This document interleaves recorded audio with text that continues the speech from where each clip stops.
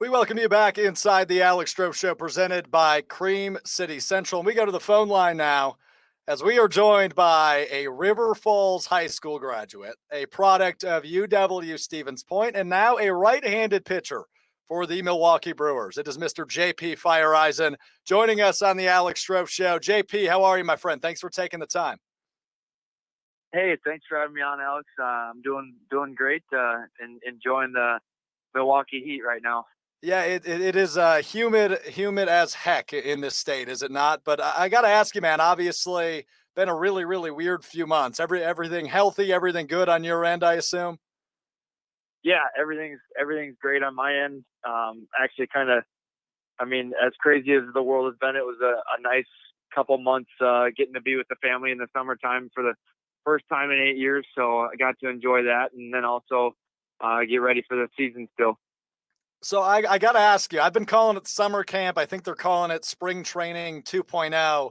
But JP, when you saw your name on that roster and knew you were going to be a part of that 45-man group, what's the reaction? You grew up cheering for this team. I mean, that's got to be as exciting as I can imagine. Yeah, I mean, obviously, any kid that grows up in Wisconsin, being a Brewers fan, it's just kind of like a dream come true. And getting the invite to come down to Milwaukee and compete for a spot is basically the best thing I could possibly imagine. JP Feyereisen, pitcher for the Brewers, is my guest at this time. And JP, I don't want to get a quote out of you. I don't want to get you in trouble by any means, but obviously the back and forth we've seen the last few months, in my opinion, has just been, outrageous and maybe even entertaining in the slightest. What was that like for you? Obviously you're waiting to hear when you're able to restart and get back in the stadium and get back to normal functioning. What was kind of watching this public back and forth going on like for you? I mean, for me, especially just being new to the whole thing with the union and the MLB, I was just more trusting in our veteran players to make the decisions that for us and know that they have all of us in their best interest. And so for me, I was just basically head down, keep going, and just be ready for when it happens, if it happens, and hope it happens. I wasn't really paying a whole lot of attention to the back and forth, because I knew that sooner or later they were going to figure something out. Yeah. It was just whenever it happened, I wanted to be ready for it. And one follow up on that, JP, was there ever a doubt in your mind that there was not going to be a season? Was there ever a thought that there might not be one? Honestly, I never had a doubt. Okay. Obviously there's that doubt of who knows how bad COVID could get, how bad the coronavirus could get. But obviously, for me, when it's between the two sides disagreeing, I never had a doubt that we weren't going to get something worked out. I like your optimism, JP. I appreciate the insight. JP Feyereisen, my guest at this time. So returning to Milwaukee last week, the team was you've been able to practice a little bit in Miller Park. What's it been like? Obviously, masks are at least a little bit of a new addition, but outside of that, what's it been like returning and getting back to real baseball there at Miller Park? Yeah, I mean, it's great to be back and actually get to practice and get to play on Miller Park and get to go about our business there. But it's just been weird because we've been kind of coming in different times and there's some guys on the team that I've maybe seen one time since I've been down here. So it's kind of weird. It's a little different feel from spring training where everyone comes in at the same time and you're close together in the same locker room, where we're split up between locker rooms. And everyone's kind of spread out, and you don't have a guy next to you in your locker or even the locker next to that one. You're a couple lockers apart. So everything's it's just almost more individualized, and they're trying to keep everything as safe as possible for us. And yeah, it's just weird not seeing your whole team every day, but you just know that everyone's going about their business and trying to be ready. Right. And I was going to ask, is there guys you haven't even met yet, or is there any guys you haven't seen at all yet? Because obviously you can't have everybody in the building at the same time quite yet. That was my next question.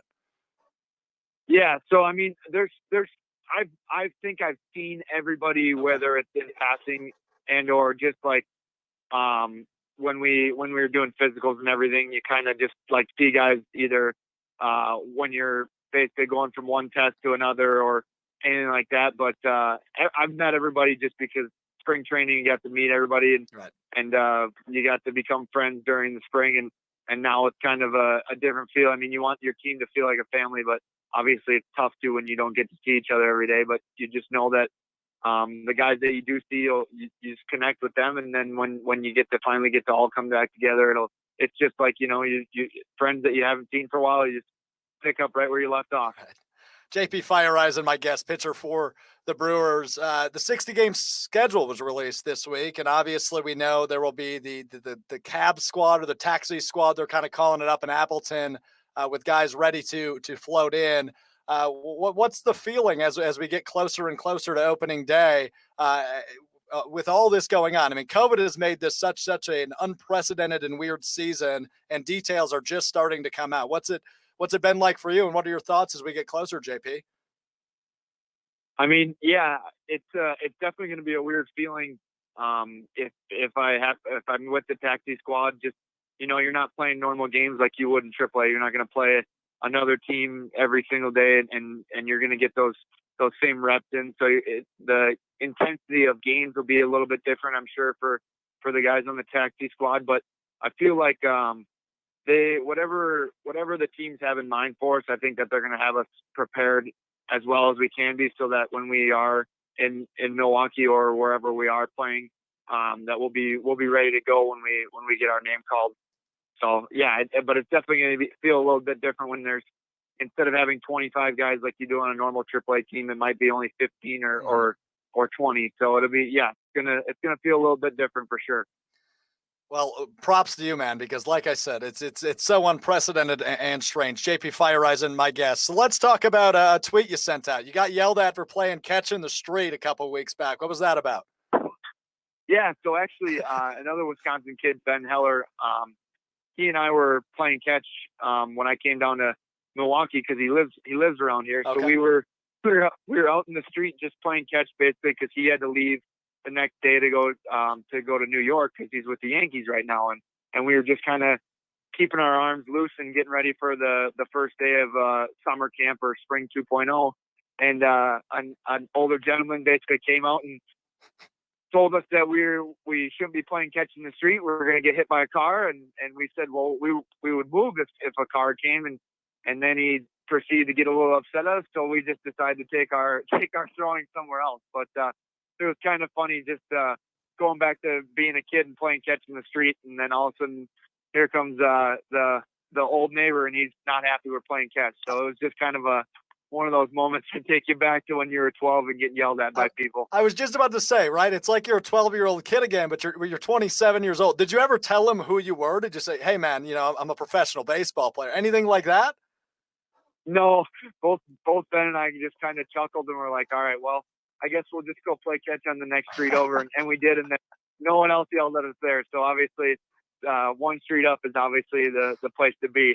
That is a great story. Thanks for sharing. So let's fly back to September 2nd of last year when you were traded to the Brewers. I mean, obviously playing for the Yankees organization is pretty darn cool, but you're a Wisconsin kid. When you got that phone call that you were going to Milwaukee, what was that like? I imagine, like you said at the top, when you saw your name on that roster for spring training 2.0, but this might have been a little bit different, I imagine, right?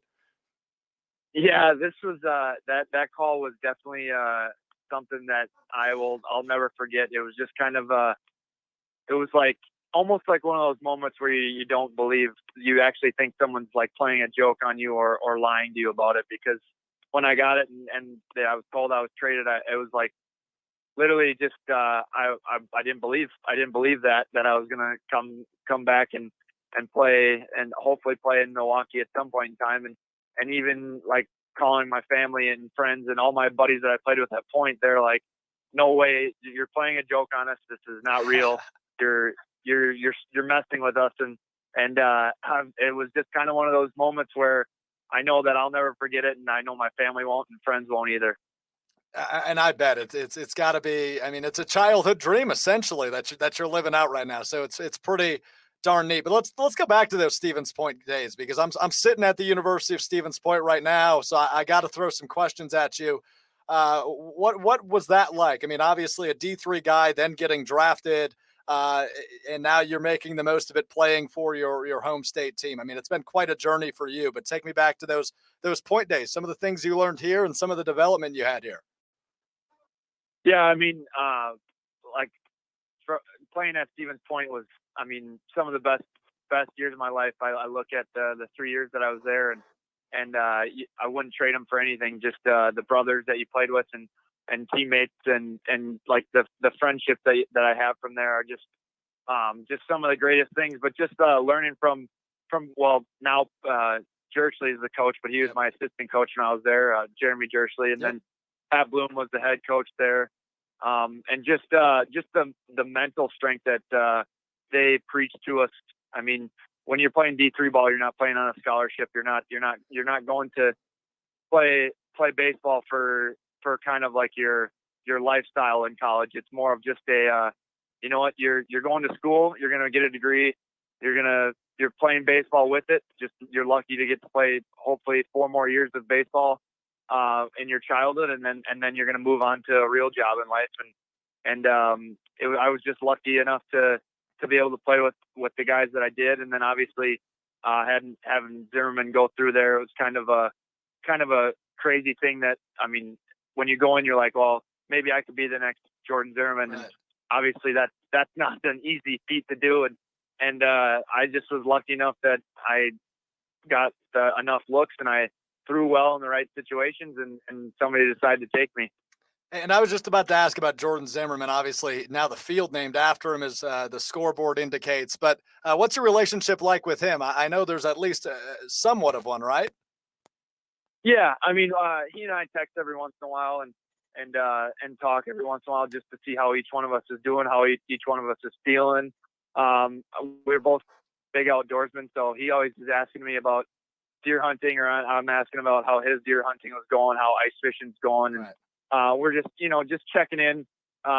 We got to meet each other a few times when I was in college, and then after college a little bit. But obviously he's from about 2.5 hours from me, hometown wise. So we don't get to see each other that often, but just keeping basically in contact enough where to see how each other are feeling and doing is it's good. Yeah. I mean, he's a great guy, and he just has that Wisconsin mindset like the rest of us. Absolutely, my friend. JP Feyereisen, my guest. Couple more for you, JP. Again, appreciate the time. I got to ask, man, we always know the fastball's looking good on you. How's the slider looking in this weird spring training 2.0? How's everything feeling coming off the mound? Good. Actually, breaking ball feels really good. It's nice to throw in humidity actually in spring training rather than Arizona's dry air, and it's a little different. I mean, when you're in this humidity, you get the real feel of the baseball and how it's going to move. And so, yeah, everything feels really good. My body feels really good, and my arm's ready to go. That's awesome to hear, man. And my last one for you is Craig Counsell. I assume you've gotten to meet Counsell a bit and chat with him a bit this off season. How's he feeling about the squad? How are you feeling about the squad as we approach opening day? We're almost there, man. We're almost out of the dark days of no baseball. Yeah, I mean, I know for me and everyone else on our team, I think we're feeling good about this year. I mean, for starting pitching, relievers, our pitching staff's going to be really good, and then obviously you look at our lineup and it's loaded. I mean, we have bats up and down the whole lineup that are. Hopefully we're going to put up a lot of runs, and it's going to be fun. I mean, hopefully we hear Uke yelling something like going, gone, or something quite often on the radio. Because, I mean, who doesn't love hearing Euchre yell that stuff, right? I think that might be what I miss the most about baseball, is listening to Uke. But I got to ask you before I let you go, JP, the designated hitter now in the National League for this season. What is your initial takeaway and thoughts on that? I mean, for me, since I've been in the American League the entire time, right, through my minor league stint, it hasn't really affected me. But yeah, it was a possibility of chance of maybe, just maybe, I could get one AB in my professional career. But it doesn't look like this year is going to happen. So which is fine. It's good, and it actually puts another one of our stud bats in the lineup anyway. So it's going to be. I mean, I think for us, it's definitely going to help us out because we have so many hitters that we can choose from to put in that designated hitter position. When's the last time you got an AB? I couldn't find it. I actually got 2 at bats in college my freshman year at Stevens Point in a spring game down in Florida. I had to sack bunt on my first one, and I got it down and moved the runners over, and then I came up with bases loaded and got a single for 2 RBIs, and that's my college career of hitting. We'll take that last AB, man. That's not a horrible way to get out of the hitting game, JP. No, it's definitely not the worst way to go out for sure. Well, JP, really appreciate the time. You stay healthy, my friend, and we're really looking forward to getting some baseball back. All right, you be good. All right, thank you very much, Alex. That's JP Feyereisen, right-handed pitcher for the Milwaukee Brewers, joining us here on the Alex Strouf Show. Great stuff from him, man. He's got a bat. Now I almost wish they wouldn't add the DH to the NL just so we could see him later this 60-game season. But really appreciate his time. Some great insight from JP. We've got a clip we'd like to show you. As Jill says, great go, JP. And we really appreciate his time.